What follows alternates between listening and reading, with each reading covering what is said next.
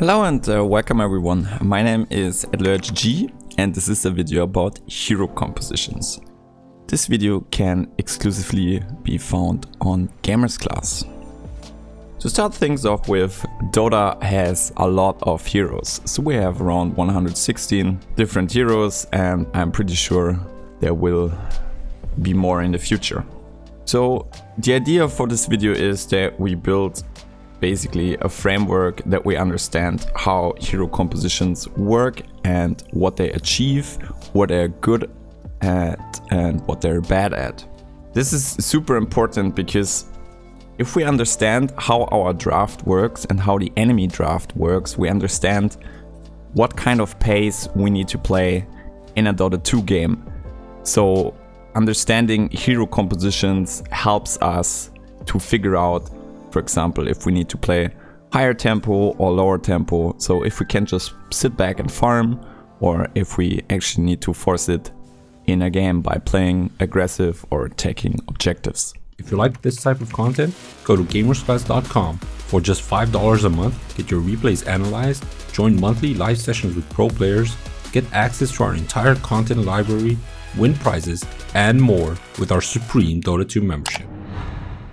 Let's start with the easiest to execute composition, the 4 Protect 1. It's basically one hard carry like Spectre or Terrorblade, and the carry is usually last picked, so you can clearly see what the enemy has and you simply try to pick a carry that out carries the entire enemy draft. That means that we want heroes that usually create space or some form of pushing heroes that do not rely heavily on farm. So for example, we will have a Bat, a Bane, a Spirit Breaker, a Puck, and then some hard carry. So the entire idea is to hold the ground and keep the enemy at bay while the hard carry farms up as fast as possible, not joining any fights. It is important to mention that the hard carry can also be played in the mid lane if there's a good matchup, so you can excel even faster with the XP advantage. So it's very common that you last pick a Naga Siren, for example, into mid lane. The problem is that it can get out carried by Tricore and 4 Protect 1 lineups, and it can also be punished by some other drafts, but generally speaking, it's decent in most occasions where you're not getting out carried too hard and the carry is last picked. So let's talk about our everyday pub draft, especially when you play support. The 1 Protect 4. Back in the days, I think PPD was kind of famous for this kind of style. And in pubs it's usually even worse, because back in the days we had a position 4 player that basically just picked a jungler and not even a support. So shoutouts to all Legion Commander jungle players that just AFK farmed. So these drafts need to delay the game as much as possible, so basically the 4 cores have time to farm up. The problem is it can get easily countered by like Deathball drafts or pushing lineups and aggressive lineups that simply overrun the laning stage, because you have, instead of a support, basically a 4th core. A Jungle Enigma, for example, Legion Commander, or a very, very greedy position 4 that needs a lot of space and XP. But the thing is, it can be really good versus 4 Protect 1 drafts if you can keep the lane stable somehow. And in the end, you will simply outcarry the 4 Protect 1 with the 1 Protect 4, because you have 4 scaling cores and the 4 Protect 1 only has like 1 hard carry.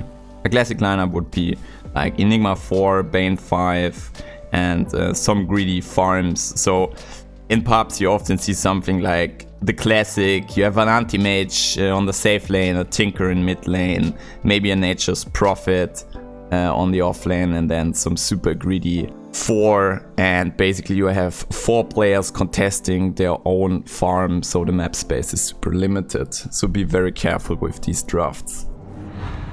Another strategic concept that basically made its debut in the pro scene was the so-called Deathball. I think it was around TI4 when those team compositions became famous. So you have a draft that comes together on a cooldown base with multiple pushing heroes, and sometimes you even add multiple big teamfight ultimates in the mix, but usually this kind of draft requires one big teamfight ultimate with multiple pushing heroes. So the idea is that you just play the laning stage, you group up at some point once all the ultimates are available and the basically mid-game items are farmed, like a mech, for example, dominators. Then you just run at the building, pop all your stuff, try to bring down the building by forcing the fight and having a teamfight hero to back up. And once the tower is down or the objective is taken, you split out on the map, farm, and just wait for the teamfight ultimate to come available again, and then you group up and take the next objectives. The thing is, it's really nice to play like this because you have a clean strategy and you can get early high ground and you have good Roshan control. And it's really nice in punishing like 4 protect 1 and 1 protect 4, because you simply end and force objective after objective after objective, and at some point you reach the high ground and you just break it before they come online.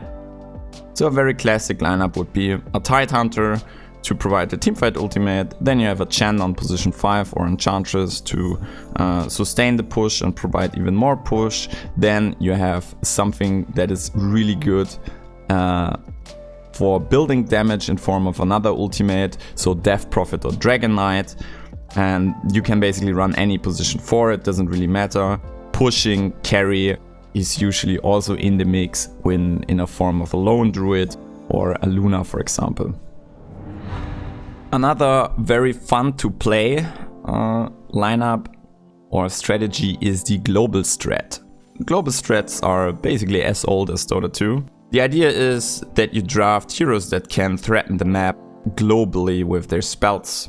And the goal is very simple. You just try to split the map and not teamfight, and just play the side lanes as much as possible and drag the players to the side lanes where you can simply pick them off by using your global stuff.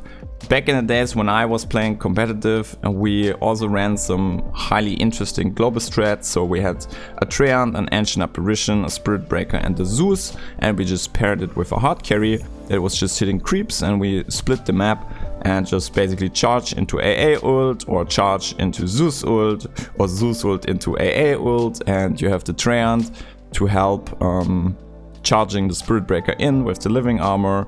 So you can play high tempo on the side lanes, basically.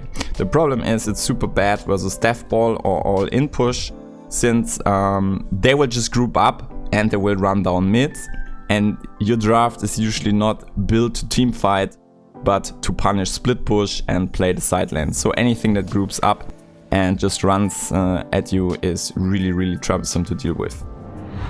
Gank lineups or aggressive lineups are another interesting thing that you sometimes see in pubs, but I think in the competitive scene, especially the CIS scene, is very aggressive. And another interesting example would be MVP Phoenix when they play TI. Usually you just draft multiple melee heroes that just run at you. So the bread and butter combination would be like Spirit Breaker and Darkseer, or PA and an Ember Spirit. And all they do is try to run at you all the time with very low cooldowns right when the laning stage ends, or even already during the laning stage. So the entire idea is that you build a low cooldown draft that just runs at you, and after you successfully rotate and kill players, you try to brute force the objective by bringing more players.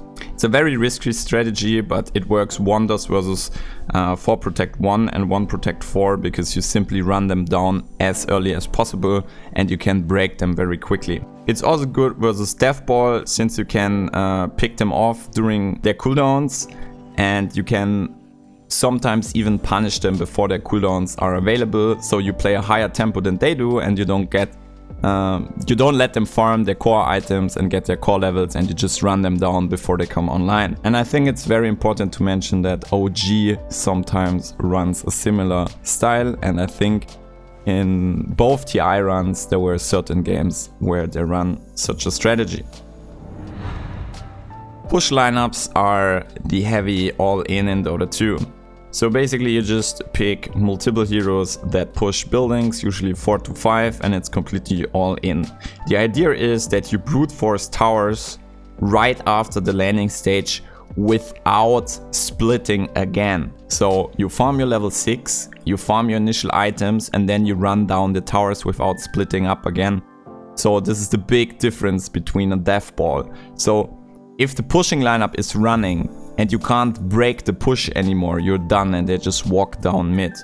So this is basically in most cases a draw strategy with a Visage, and you pick like 4 range heroes or 5 range heroes. Back in the day you had the global aura from the draw, but now sometimes you still see pushing lineups that work like that. And it's really good to punish 1 protect 4 and 4 protect 1 lineups, because you simply push them down. So a very common draft would be Visage, Nature's Prophet, Shakiro Chen and a Drow. In the competitive scene you don't see it that often anymore because Drow got changed and people know how to play against it. But in the end, these kind of lineups are very effective in 5-man stacks where you have a little bit of coordination, especially in the lower brackets. So if you coordinate well with your team and you just run down towers without giving the enemy any space, you can win pretty fast. Heavy teamfight compositions are very common in the professional scene. So the idea is to stack teamfight heroes without a higher objective in mind, because in most cases you simply win late game by stacking as many teamfight ultimates as possible, because you have insane scaling, you can buy refresher orbs, you get refresher shots from Roshan. So you would see something like Warlock and Tidehunter in combination with a Void, for example, and everyone just goes in, presses their ultimate, and the teamfight is over. Can easily break versus pushing lineups or ganking lineups, because anything that can play high tempo against your long teamfight ultimates is troublesome, because they can simply overrun you, or if the teamfight relies on other ultimates, so you combo certain stuff and one ultimate is not available because it got forced by hyper aggressive play. So basically the enemy team could just run at you, try and force all ultimates, and even if you wipe them they instantly respawn, run at you again, and they simply break you because you don't have access to your ultimate. This was the case in last TI's finals, I believe, when OG simply overrun the heavy teamfight composition of Team Liquid. I think Liquid ran Tidehunter plus Enigma, and they simply couldn't play the tempo at some point. So a very common teamfight composition that is also run by EG sometimes. This is the Void, Lich and Grimstroke in combination with another teamfight hero like Tidehunter or Mars. So basically all they do, they wait for the chrono. Once the chrono is ready, they group up, force the fight, use all the ultimates, and then they go back to farming. And at some point they simply win the game because they will outfight you. Now we come to the current bread and butter combination, which is the dual core lineup. So this is basically the most stable drafting approach in my opinion, generally speaking.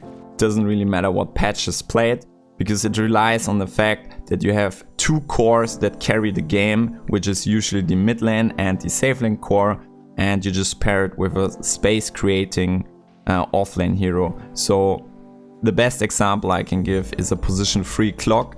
So you just try to make as much space for the 2 cores as possible. And this is also a very common approach in pubs. It can basically beat any composition because it's like not all in. It doesn't require certain heroes to work. And as long as the 2 cores can match the opposing team's late game, you're fine. The thing is, you usually want cores that synergize really well with each other, or you have supports that synergize well with both cores. So the bread and butter combination for pubs is Void and Invoker or Void and Tinker. So the 2 cores play around each other very well. Or you could also have something like Tinker and Bounty Hunter with a position 3 Bounty Hunter, so the Bounty just walks around and tracks everything and scales by the track money, and the Tinker just blows up everything that is tracked. So both cores have great synergy. Another very common example that I like to draft for my team is something like Huskar and Monkey King in combination with Oracle, or basically you have two cores that go in really deep and you pair it with one defensive supports.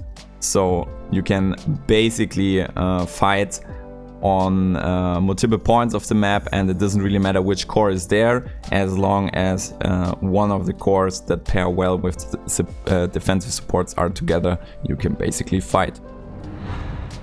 The more greedy version of the dual core is the tri-core. So you basically have 3 farm-oriented cores rather than 2, and this combination can basically outscale anything in the game, as long as you somehow manage to draft cores that can match the enemy teams in late game. The problem is that the space on the map is limited, and sometimes you will have multiple cores contest each other's farm basically. So it is crucial that the farm gets distributed evenly along the cores. It's important to mention that this is also a very common pop approach, especially nowadays, and it's also very common in the professional scene. The beauty is that you don't require every core to have a good game, and you can simply switch the farming priorities according to what's happening in the game. The problem with those drafts is that you can get punished easily by pushing lineups and Deathball lineups, because if your cores don't have the best landing stages, or one core falls behind and you get all in pushed or deathballed, it can be very hard to bring all the cores online to play effective, and you might just get run over. So a very common approach drafting wise right now would be like you have a Mars, a Monkey King and a Troll, and so you have decent team fight, decent lanes, but in the end you have 3 cores that actually want to farm, and they need to rotate who makes space for the other core that catches up. And usually you need to stabilize those drafts with supports that do not require any form of farm. So you follow it up with an Oracle, for example, or Phoenix. So the cores just farm, and the supports make sure that the cores are not feeding, and at some point that every core player is online and has its place in the game. I think it is super important when we speak about Dota 2 that we always keep in mind what kind of draft we are running and what kind of draft the enemy team is running. So for newer players, I highly recommend that you take a look at the team compositions at the start of the game. Try to figure out what kind of lineup you're running, try to figure out what the enemy team is running, and basically try to model how they will approach the game and what is the best way for your team to approach the game. And if you develop an understanding for this, you can also slowly but steady try to guide your teammates in public environments. And for stacks, I think it is super important that everyone is on the same page and that everyone tries to execute the draft that you have rather than playing it differently. So my name is AdlerGG, and thanks for watching.